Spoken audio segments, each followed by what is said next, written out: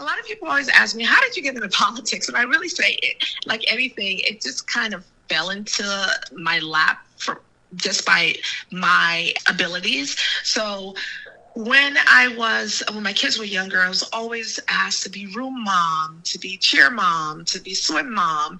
And I always thought, how can I represent the whole group, whether it was our swim team, whether it was our cheer team. And when I moved here and moved to different places, I would always try and stick up for people who didn't have a voice. People would just gravitate toward me and tell me their problems, their issues, and I would actually work on trying to find a solution. And I remember in our neighborhood, there was an incident. There was a guy we saw around the neighborhood, and people didn't know why he was always parked there. And I went out and found out why and let him know that wasn't a good place because kids are always around. And that set the trajectory of moms were like, oh my God, you got that guy out of here. You need to run for office. And I'm like, what? When I moved to Illinois because of my husband's job, it just became a natural progression, like just being involved in the community, seeing the need for change, seeing the need for our cost of living that's so expensive now. Illinois is the number one state for property taxes. Seeing businesses leave Illinois, seeing my neighbors leave my community, and I say, why?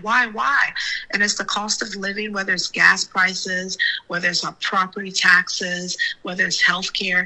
And people would say, please, can you run? You'll be great to represent me. So I did. And I ran, and I was elected as an Ela Township trustee. And that was amazing because it's local. They say politics is local, and it truly is. Like, I raised my family here, right? So I care about our roads. I care about our schools. I care about what's taught in our schools.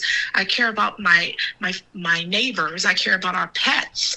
And so I ran and I won, and it was an amazing, amazing experience. And then I was asked to run for state rep last cycle. And then, like I said, the work is not done, and we're going to win in November. State rep. So it's been an exciting journey. I learn each time.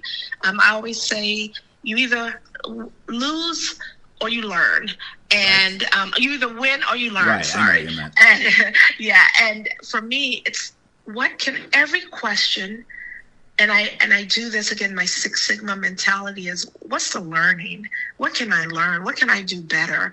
A lot of people say, they look at the glass half empty. I look at it like half full. I just have a very positive outlook on life, and anything that comes my way, I believe God will always have my back and protects me and is amazing and is the center of my life. So I never question anything that happens. I always just say, hey, God makes everything happen, and I trust him, and I know he loves me. I always say, what's the learning? What's the learning? What can I take away from this? And that has really served me well in life, in business, in raising my kids. I'm excited. I'm excited about our district, and I'm excited about representing everybody in the district, in the 51st district.